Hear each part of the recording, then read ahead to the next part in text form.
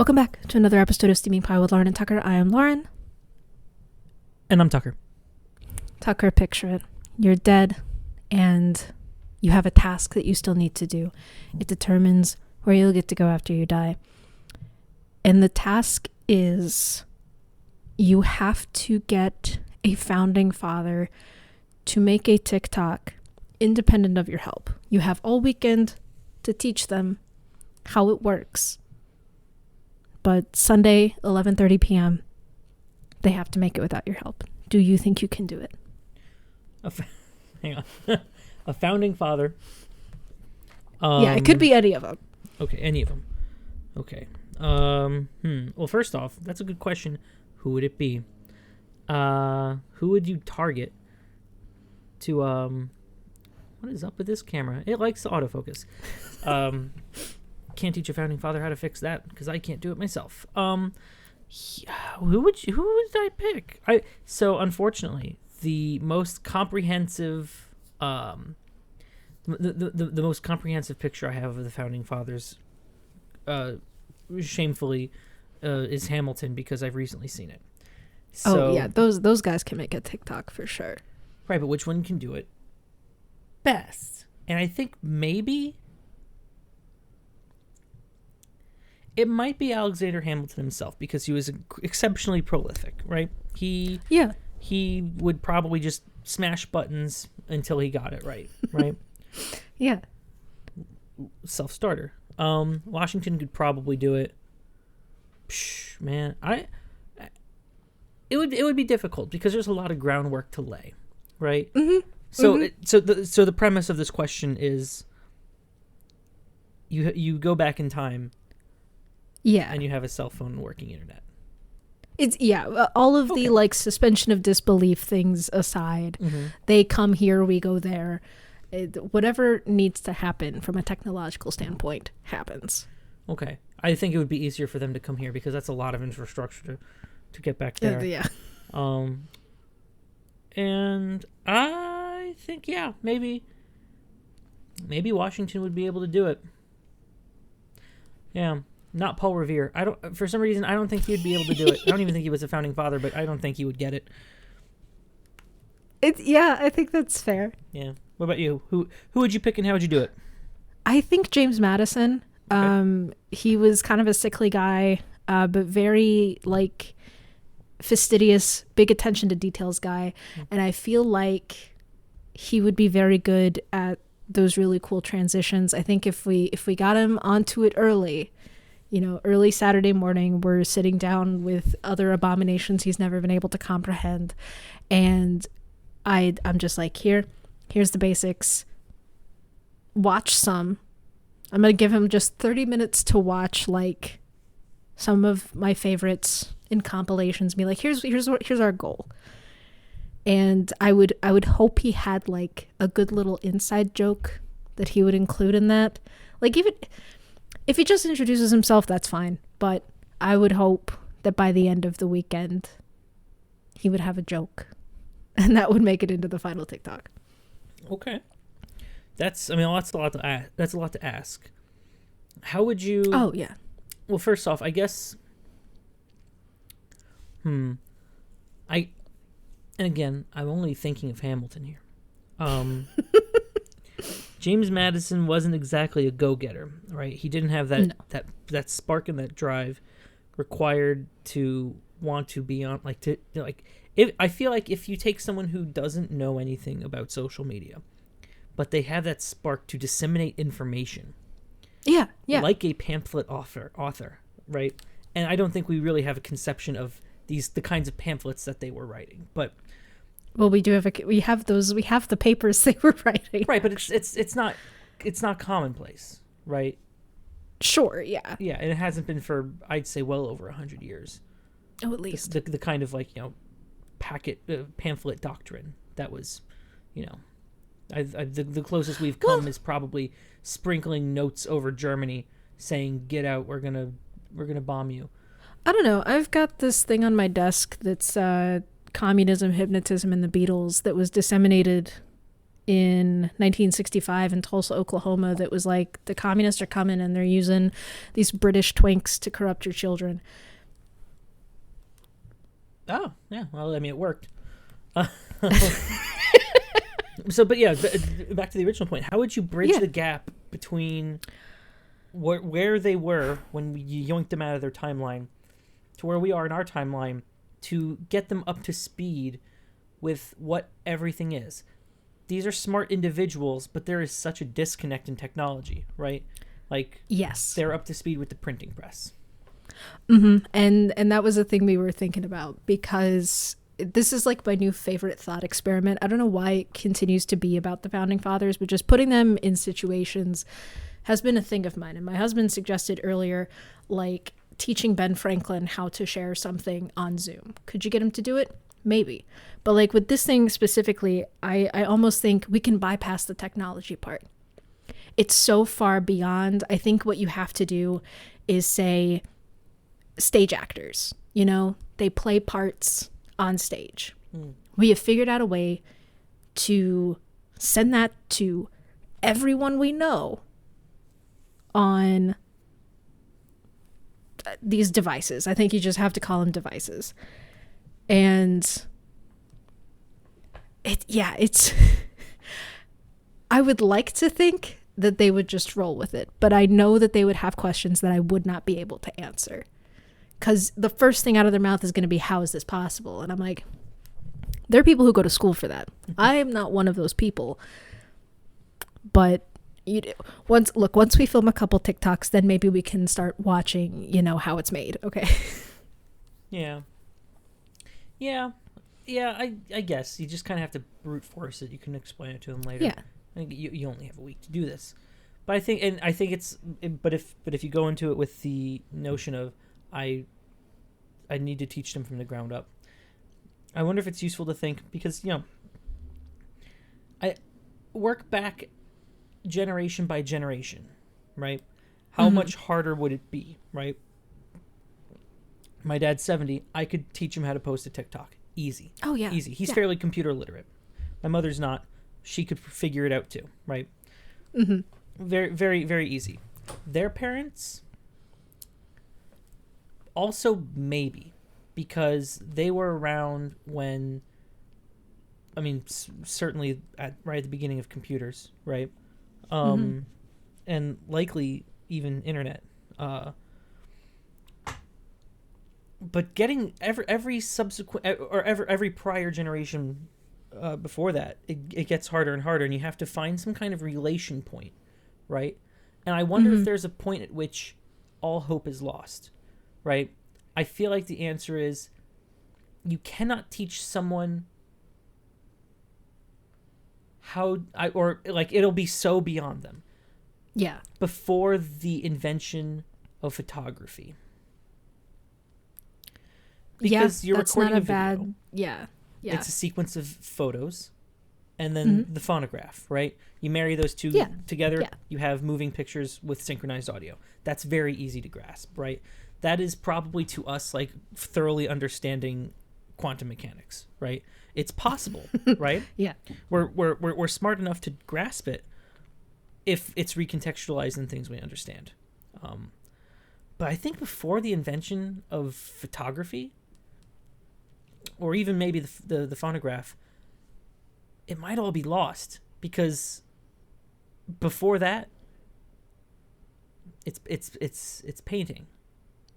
I think you could even play with their imagination a bit, because I feel like magic mirrors would have cropped up. Ooh, are magic mirrors even after the founding fathers? Because I'm thinking of like fairy tales, but Grimm's fairy tales are like the 19th century. And I know that they only like collected a bunch of them, but I'm wondering if maybe even saying magic mirror is not enough to contextualize what the phone does just in this specific context. I don't think so. I also think you'd have trouble before the Enlightenment, because anything before that would be regarded as witchcraft. Even some places after the Enlightenment, but like, I mean, You could say the word science to someone who's lived through the Enlightenment or lived after the Enlightenment, and they'd be like, so you scienced this up. It's not magic. But I think before that, it's entirely possible that it would just be perceived as magic. And I feel like there was quite a bit of public opinion against magic and wizardry. To a degree. But I mean, Ben Franklin discovered electricity, I believe discovered electricity is one of those things that I'm like, it sounds so fake. Both as like a thing that happened to Ben Franklin specifically, but also just as like a thing that can happen in general. Like, yeah, Isaac Newton discovered gravity, and it's like that I have an easier time grasping than Ben Franklin discovered electricity, because I'm like, how?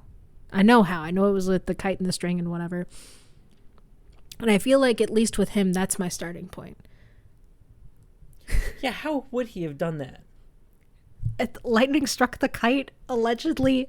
I don't know if this, like, I assume it actually happened, but you get far enough away from, like, American history class and things start to get a little urban legendy. Yeah. I don't think you can discover electricity that way. I don't know how he got here. There's no way he was the one that discovered electricity. He did a lot of stuff. He invented the bifocals. Oh, okay. I think I could show Ben Franklin Tinder and get him to understand in an hour and 20 minutes. It would take you less. He would be like, so... That's true. So let me get this straight. You just... And then... Really? I think if I left him unsupervised, he would figure out how to take a dick pic. Oh, yeah. Oh. And he would independently name it something else. And I would be mad because it'd be funnier than dick pic. Yes, my penile caricature. But like every day I'll be like, could I teach a founding father to do this? Like I'll be driving. I drive an automatic. And I'm like, could I teach George Washington to drive my car? And I'm like, I think I could. Maybe that's hubris on my part, but I think I could teach George Washington how to drive. Oh, I bet you could. He would be dangerous in traffic, but he would be able to drive the car to a destination. Yeah. I think he'd be just as accomplished as any other person in their early 70s. Yeah. Yeah, fair enough. I don't know. It's... that. I mean, but that is an interesting thought experiment. Because... How far back? Yeah. How recent can I be, too? Because at some point, depending on how far forward you go, that's just teaching your grandparents to do something. Mm-hmm. And if you go too far back, like you said, it just becomes witchcraft. Yes. Yes, there would be such a... At that point, it wouldn't be a knowledge or technology divide. It would be a cultural divide. Yes. So great. You would have to convince them that science was real. And I think that possibly is insurmountable. So, yeah. 1500s or after, I think, have a chance, have hope. And then further, could these people, once you successfully taught someone from a certain time period, would they be able to go back and teach other people? And would they have a better time, like an easier time of it? Possibly. I think they could teach better just because they understand what the general starting point for people is. Yeah. But that they would also have had to understand the mechanics of everything. Because that's the thing I think about too, is like if you sent technology back, would they just advance faster? Because someone would have like taken it apart to figure it out. At certain parts in history, yeah, I think, yes. Yeah. Okay, send a cell phone back in time. Nothing will happen. I guarantee you, nothing will happen. Maybe, well, because in order to get a cell phone, like the modern concept of a cell phone to work, you need to understand electricity. You need to understand radio waves, radio frequencies, and how to like modulate things and encode them correctly. You would need transistors, which right? And just the amount of engineering that goes into the components that they don't even have the tools to reverse engineer. True. Yeah, there's that. Right? It's game over with the software instantly, right? There's nothing they can do about that. Yeah, certainly with the phones we have now. Any phone. You try to reverse engineer software before software existed, and the conversation's over. Yeah. Right. You can't do it. Or no, you can't unless you have an entire listing of the program and description of what each instruction does. A very, very smart person would be able to figure out maybe what isolated parts of the program can do. That said, there are parts of the technology, unless you truly built something on a very macro scale, nope, can't do it. Because you would have to be able to see it with the naked eye in order to reverse engineer it at that point. That makes sense. Now, it is one of my favorite, I think a mid-credit scene in Night at the Museum 2, because when Ben Stiller's character goes into that, I think it's the V-Day portrait, he drops his cell phone. And one of the sailors picks it up, and then in the end credits he's taking it apart and he's starting to look at it, and we hear his mom call him to dinner, or his wife, I don't know, no, it's his mom, and she calls for Tommy Motorola, and I'm like, that's cool, that's nice. I know what a Motorola is. Yeah, I feel like you could probably send something like the internal combustion engine back, and and that would be very, very well understood. I don't actually know what the critical insight was to lead to the internal combustion engine, but that is, at one point I knew. Maybe it was just steel, making steel in such a complicated shape. Yeah, because steam powered stuff was already a thing for quite a while at that point. Yeah. So I think the internal combustion engine would be very easy to understand at that point. Because I used to really love those posts about giving medieval peasants Doritos, and I love that joke has expanded. Because I think about if I were sent back in time, what things would blow my mind, and I think part of it is just the smell. Yeah. There was no sewage systems, and just the amount of death all the time. Yeah. They talk about if we showed a Victorian child this, they die. It's there was laudanum in their walls. They had arsenic to help them go to sleep. Yeah, I don't know if you watch Thought Emporium. He just put out a video where he makes some mummies so he could know what it tastes like. Because they used to use mummy as a cure-all. Whoa, okay, as a cure-all. Yeah. I knew they ate them. Yeah, but... I mean, that's I believe that's why they ate them, because it was medicinal. Or it was medicinal in the same way that, I don't know, a cough drop is medicinal, or Sure. I don't know, it was used for everything, coughing, aphrodisiac, really any illness, really. And it would just be mummy. And so he made one. It was, according to the video, it was one of the most accurate recreations of the mummification process that has been done in thousands of years. What did he mummify? Chicken. Okay. Yeah. Yep. He mummified a whole chicken. I think the only thing that was done to the chicken was the store had already removed its organs. But other than that, it was as best as they could do with the translations they had, and nice. And it turned out good, and it tasted awful. It was bad. That makes sense. So yeah. Eating mummies, that's just one more thing that's classy when you're rich and trashy when you're poor.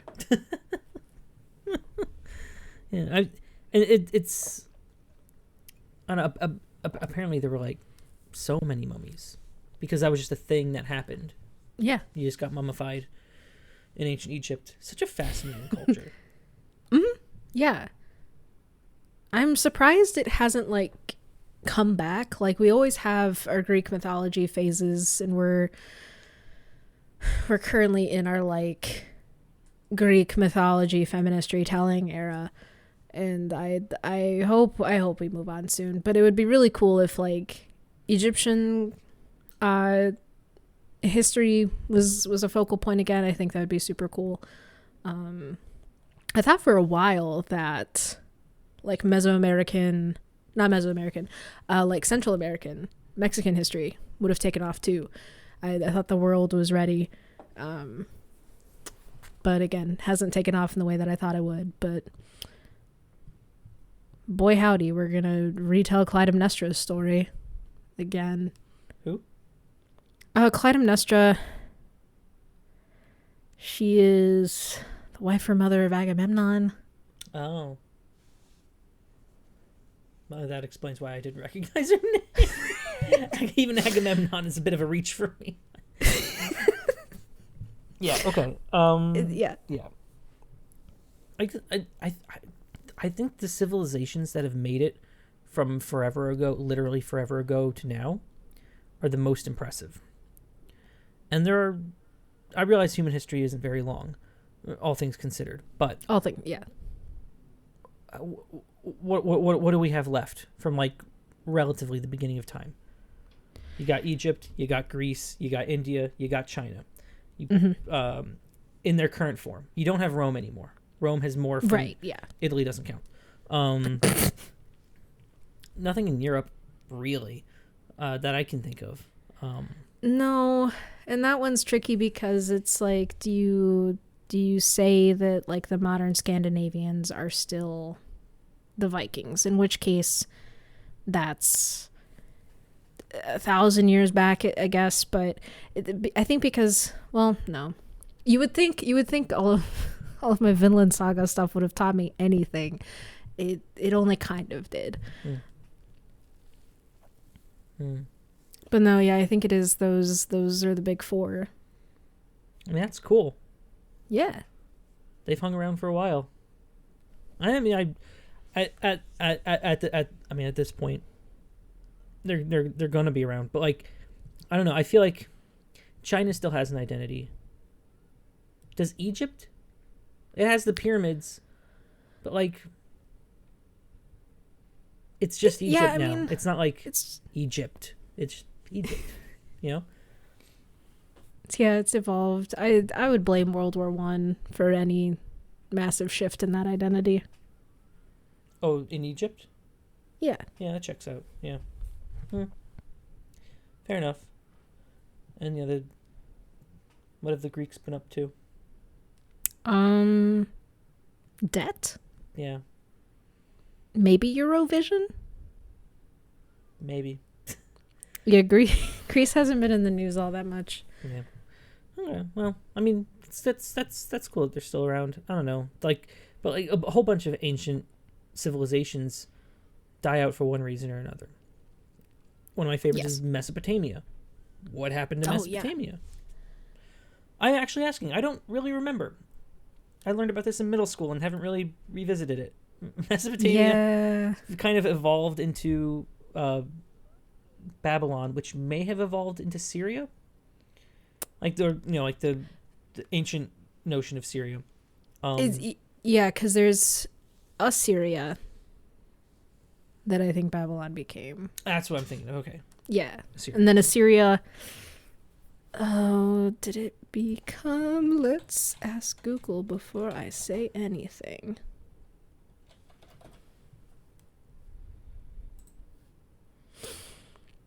What is it now, though? What is it now? What is? I'm trying to see what Assyria turned into, because I want to say Iraq, but I don't think it's Iraq. It's the same region. Iran, I think, is in Afghanistan. That region, right? But I feel like there was a step in between, and I really can't place it. Yeah. But yeah, I don't know. It just up and disappeared. And really, I mean, in the case of China's been through a lot, right? It's been through a lot of fractures and reunifications. But like fundamentally, it still feels like China is still China. I guess you could say the same thing about Japan too, and India. I feel like those guys, they've kind of stayed culturally centered on where they started. Whether even though, like art style and certainly language in some cases, and that's really impressive. I would honestly love to know, because it is unclear, and I don't know if it's just because it's based on like what groups potentially conquered those areas, if those nations were conquerors themselves, if it was all internal, if there were any external forces. I'd be very curious. I would love to know, because like Japan, I really only know through like Bill Wirtz's History of Japan.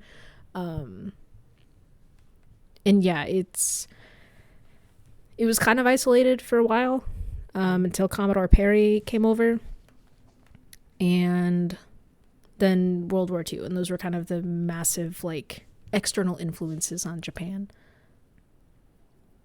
Because then Japan did a lot of like external influencing themselves. Right. Yeah. Yeah. Does Russia count here? Well, Russia isn't really. There is no ancient Russia. It's formed from another group.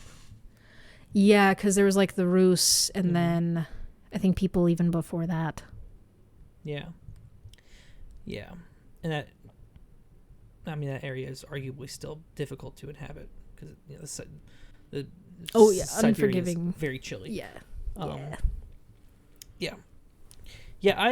It's I don't know. It's fascinating, and there's a part of me that wishes that there was just a very, very cut and dry answer to tracing ancient civilizations into current civilizations, but there isn't. Oh yeah. The most infuriating example is the Roman Empire turning into the Byzantine Empire. That's so infuriating to me. I really don't know why, because it makes sense because Rome wasn't a part of it anymore. So yeah. I mean, the rename makes sense, but that just, I don't know. I feel like it unintentionally muddles the evolution of Rome into Italy or nothing. It really isn't even Italy. Where did Italy come from? And there's like this mishmash of all of these civilizations kind of overlapping and splitting apart into the borders of today, or I guess more appropriately, the ethnic groups of today, or not even ethnic groups, but like, well, no, ethnic, I suppose, not like race ethnic, but some cultural, some gerrymandered line that involves race and culture and customs and what have you. It's unfortunate that, like my image, the lines are blurred, and it's very difficult. I guess it becomes difficult to trace the lineage of these civilizations. It's interesting you call out the Roman Empire specifically and its evolution into the Byzantine Empire. I don't know how familiar you are with the ongoing meme right now of asking men specifically how often they think about the Roman Empire. I mean, it's I guess it's somewhat interesting, but like, I don't. What part of it is appealing to think about casually? It varies from person to person, because the consensus online is they either think about it not at all or way more than one would think. And I think it's part of it could be how it rose and how it fell. The emperors, a lot of people really like the emperors because you get absolute nutcases like Caligula, which I'll be honest, every once in a while I think about Caligula. Mm-hmm. But I know for my husband, he thinks about it from an aesthetic standpoint because Rome is one of those civilizations that you can crib for your fantasy settings without having to do a lot of the like hand-wringing of like, is this insensitive? Is this bad? Mm-hmm. And you can just kind of be like, yeah, Colosseums and togas, let's go. Yeah. Yeah. And I mean, Latin, a lot of us learn Latin in school. Mm-hmm. And that's probably a lot of people's first introduction to it. Yeah. I guess when you learn Latin, you really only talk about the beginning of Rome and not really the fall of Rome.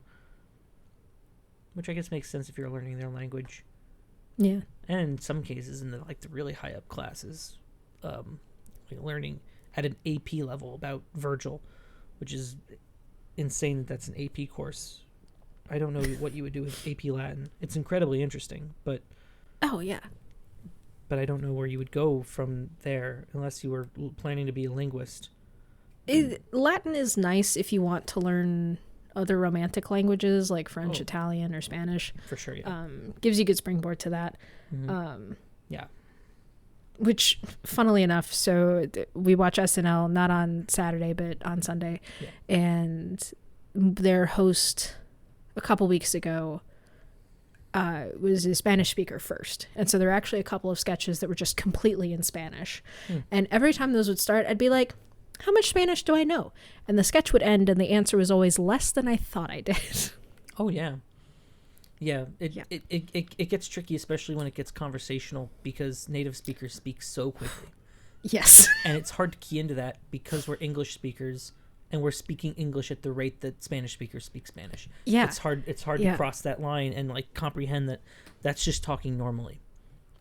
It only sounds fast because you don't understand it. Yeah. And it was honestly really helpful because like in the sketches that were in English, he did pretty good, but you could tell that like English was not his first language. Yeah. And so in the sketches that were in Spanish, one of the cast members had to bite the bullet and be the white guy that spoke English only, but spoke Spanish for this sketch. And it was kind of cool to have like a control to hear it on the flip side. Yeah. Because in America, we just don't. And I do feel bad when it's like, I only speak English. I'm so sorry. Mm-hmm. Yeah. But yeah. Yeah. Sometimes I feel like I miss my chance to learn another language. Yeah. I thought long and hard about learning Japanese and the 3 alphabets. Hard to swallow. Hard to swallow. And so then I thought maybe Korean because it's a relatively modern alphabet and there's so many resources out there. And I'm like, you know what? Maybe I just go back to Spanish. Mm-hmm. There's at least some shared between them. Yeah. Like I would probably encounter more people who speak Spanish, but yeah. I think it was Mandarin at one point. I was thinking of learning. Ooh. I don't know that I can wrap my head around a tonal language. Yeah. That's just so completely, literally foreign to me.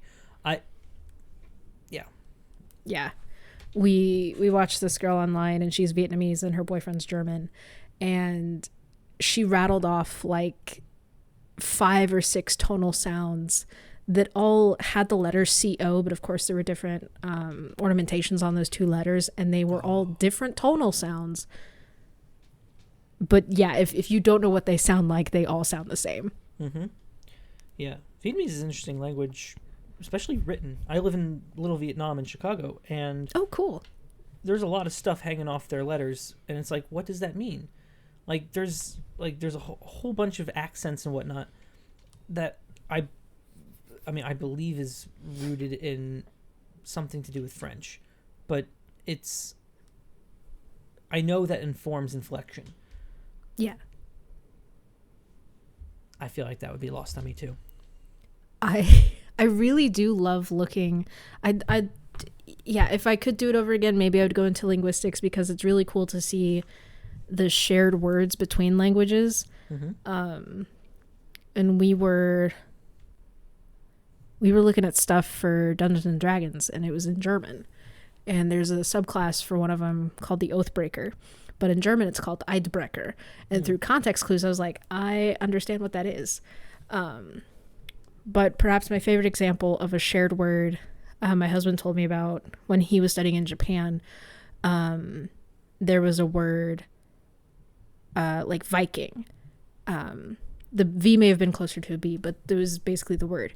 And he was like, oh, cool. Is this supposed to be like a reference to Viking culture? And they're like, no, it means buffet. It's just because Japanese people can't say smorgasbord, but they can say Vikings, so they'll go with that. Close enough. Yeah. Yeah. Yeah.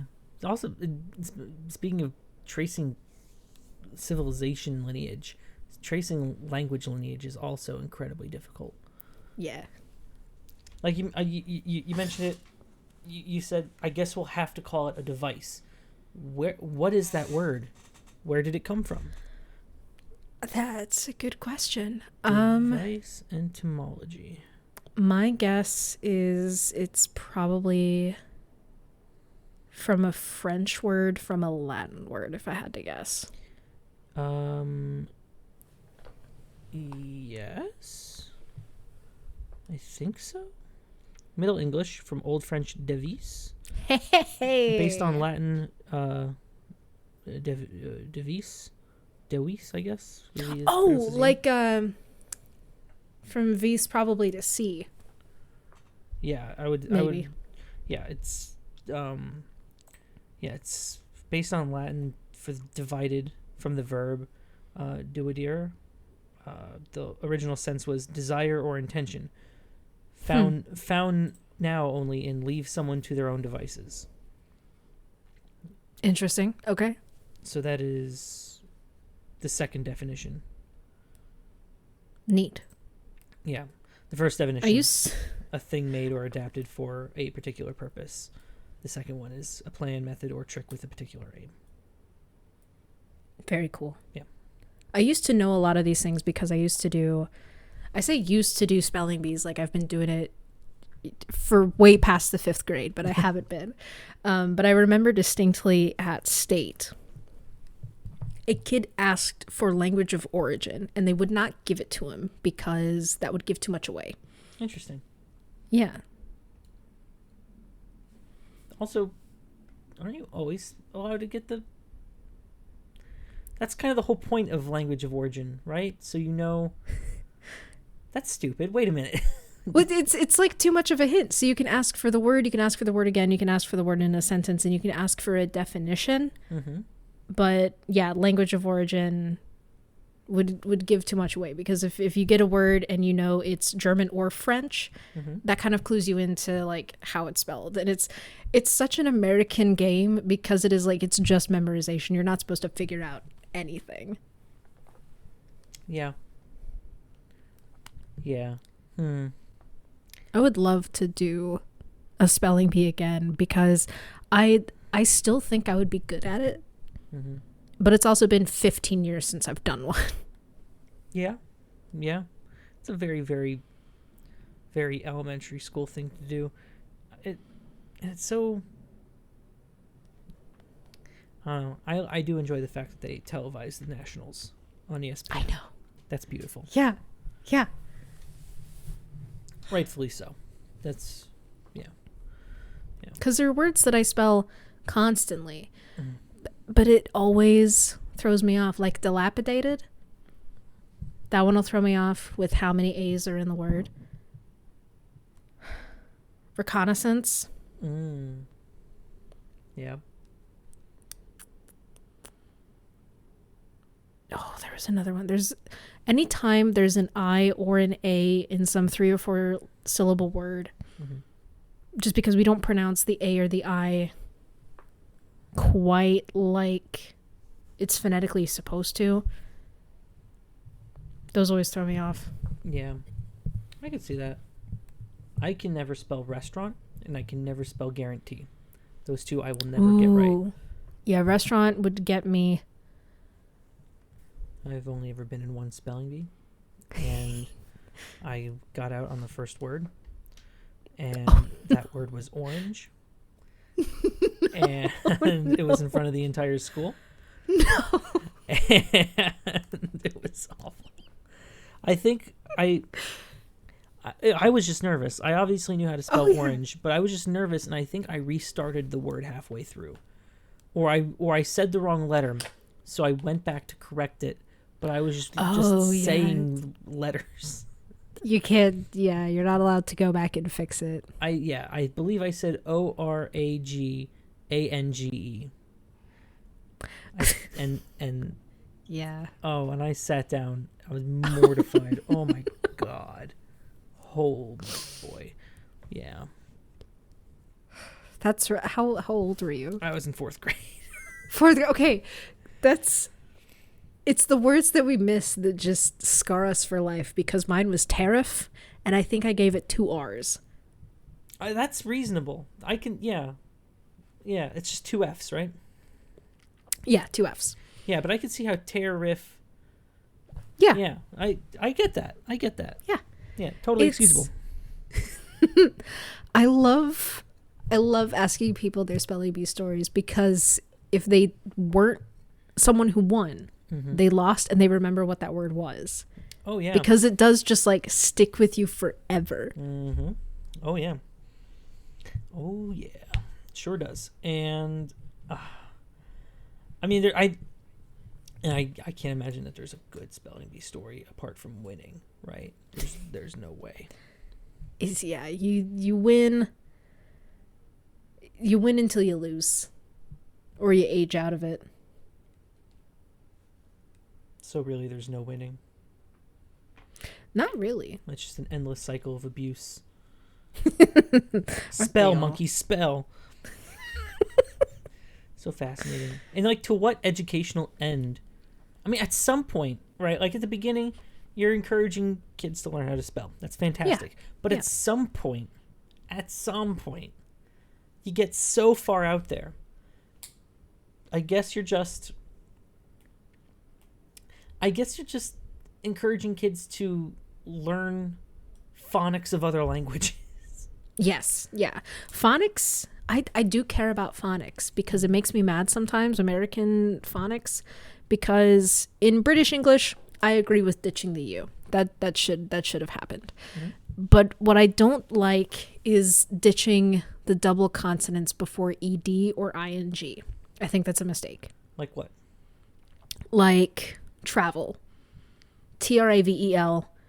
In American English, if you go with traveled or traveling, it's traveling.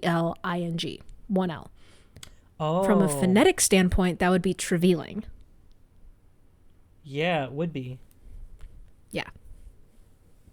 Okay. Yeah, I can get behind that. Yeah, that's a little frustrating. Not all words are like that though. Some words do double consonant, don't they? I feel like they do. Maybe I'm just bad at spelling. If it's a T, I do think it gets doubled. Okay. So like regret, anytime you spell it regretting, there is 2 T's. Maybe. It's been a hot minute since I've spelled that. Has it been? I have a manuscript open on my desk, and I don't know if I... Yeah, there's 2 T's. Yeah, okay. Yeah. Yeah, so with those words, that's how it goes. But if the word is supposed to be... But it does depend, because you could have a word like fluttered, and you don't double that R. And I think that's because of the 2 T's in the base word already. That like the correct, E is not going to be a short E to begin with. Mm-hmm. Yeah. I think that's how you teach kids to read. Because otherwise they're just memorizing words. Yeah. But if you teach them the phonics of all of it. Mm-hmm. Yeah. Then you only have to memorize the exceptions. Yes. Yeah. Yes, I think that's right. Because and a lot of language learning, and especially language reproduction, relies on just how does it feel? At some point, you just get... You don't have to think... I mean, obviously, you get to a point where you don't have to think about it. That's just what being able to hear and speak is. But it just... You get this innate sense of, does this feel like the right way to pronounce this word? Or does it feel like the right way to spell this word? And within a margin of error, you're usually pretty close. Yeah. And that's, I guess that's just a fascinating, like, sixth sense to have about something that is an entirely human concept. And I guess that just kind of goes to show, like, the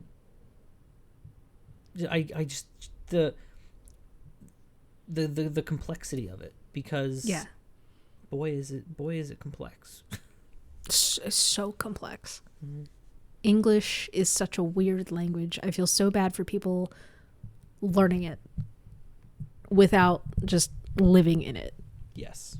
Because even native speakers don't know all of it, and they don't know what they know, and they don't know what they don't know. Yeah. Because there's a fascinating thing that talks about, like, the word order with, like, color, shape, size, age, things like that, where they go in, like, an intuitive order, and it's nothing that anyone's ever been taught, but it feels right, and we go with that, and I love stuff like that. What about all 20 ways you can use the word up?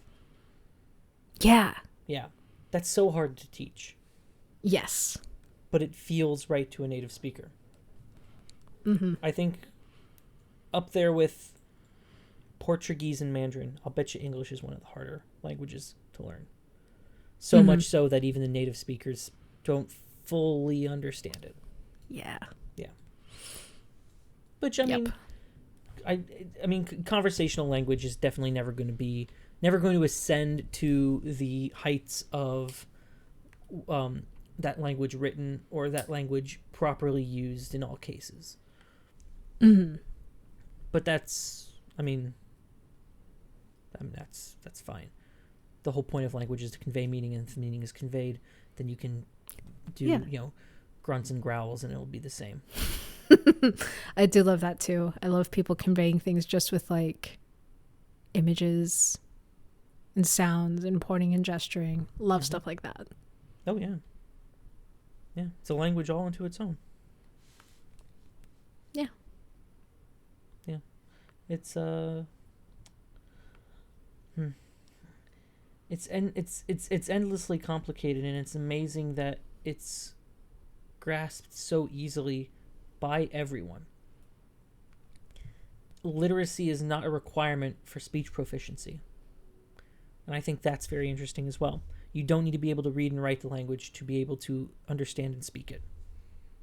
Which makes sense in a way, but also it's interesting that those skills are unrelated in a way. I think that's really cool. Yeah, well, because I guess it makes sense, because, like, proficiency is your ability to use it. And maybe there's a reading and writing proficiency and a spoken proficiency, and those are just separate. But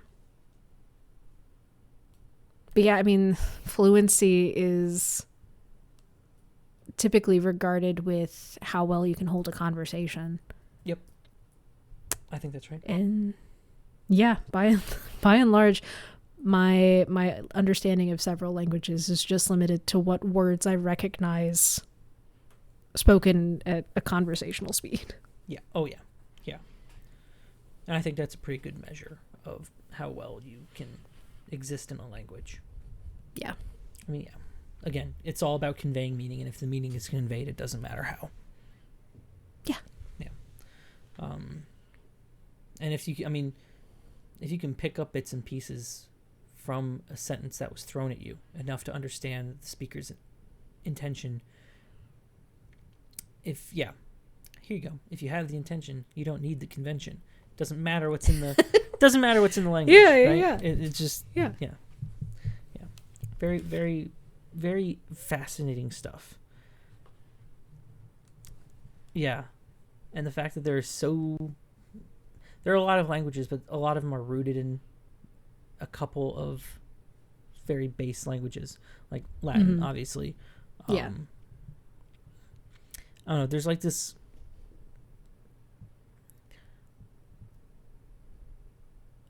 I don't even know where I'm going with this. I'm trying to remember. There's like increasingly broader families of languages, to the point where you get like, Afro-Eurasian languages, and it's like there's no way that all of these share a common root. And the answer is no, they don't. But it's interesting how like these base languages separately evolved. Like Latin is, and whatever preceded Latin, is so far away from any kind of Scandinavian language, I think. It's very different from German, right? Yeah. I feel like German and Nordic are probably closer, but I'll bet you they're different enough to be considered different base languages. I know very little about Scandinavian languages. I know like wacky. 2 sentences in Swedish, and that's about it. Yeah, they are wacky languages. Not at all like anything else. But I guess so too. You could say that about a lot of the Asian languages, the Chinese family of languages, the Japanese, Korean. They're wildly different from a lot of stuff. Yeah. I know a few more sentences in Japanese, but not very many. But can you pick out words in a sentence that would be thrown at you? How many words do you know? Words? Or I guess, I know, and I don't know how Japanese works, but are there like in English there are root words, like root part of words, from which you can kind of glean a meaning from? Is that also true in Japanese? Yes. And this is someone who knows someone who studied Japanese but has not done any of it herself. I think the root words of things comes down to the kanji, where kanji is individual symbols that you can combine to make words, and those kanji have individual meaning. So you can build words where the actual picture is made up of its meaning. Would you say? And I don't have a good example of that. That's interesting. Yeah. Would you say that Japanese is easier to read than it is to listen to? If you, I really don't know. Part of what makes it difficult is there are 3 alphabets, and one is just to help. There's like hiragana, katakana, and maybe a third. And like one is made up just of kanji. And if you know kanji, you're good to go. Only problem is there's thousands of kanji. And another is more just like the sounds, and it's useful for transliteration, from taking one word from another language and moving it to another. Yep. Interesting. I feel like a vast majority of the Unicode specification, the font, the computer character encoding standard that aims to cover all human language. Yeah. A vast amount of that is, I believe it's called CJK, Unified Ideographs, and that these massive pages of characters are just for these 3 regions: it's China, Japan, Korea. There's so many of them. People think that that emoji is getting, incredibly large. It's not even close. It's yeah. Well, Korean's only 24 symbols. Can't you compose Korean? Or is that more like an alphabet? It is just like a straight up alphabet. I think there was a guy, I don't know how long ago it was, but a guy basically sat down and he's like, all right, this is the Korean alphabet. And so all of the words, it looks like combinations of the sounds, and it kind of is. But you don't have kanji characters. So Korean's actually kind of easy to pick up. I tried doing it, and I still recognize some of the characters. I just don't have any vocabulary, because my viewing practice actively works against my Korean learning practice, because I learn all this Korean vocabulary and then immediately supplant it with Japanese vocabulary. But the Cyrillic alphabet, I still remember the Cyrillic alphabet, and I can generally still read Russian, it just takes me forever. Is that? Well, I mean, what's real? Like, I guess Russian. There's 2 barriers of entry, right? Because you still need to like be able to parse the characters, but it's more, character by character, not compositions of characters. So that's easier. Right. Yeah. And then you need the vocab to back it up. Do you have the vocab to back it up in Russian? I still remember apple, Okay. friend, and milk. Yes. Well, there you go. And what else could you need, right? It's yeah. That's sustenance and companionship. Easy. Oh, and cat Important. and computer. Because it's basically just computer. Yeah. And no, that's it. No. You can go to Russia and buy a MacBook, I guess. That's good. Yeah. Здравствуйте. Яблоко компьютер. Пожалуйста, спасибо. Друзья. Яблоко компьютер. Спасибо. Пожалуйста.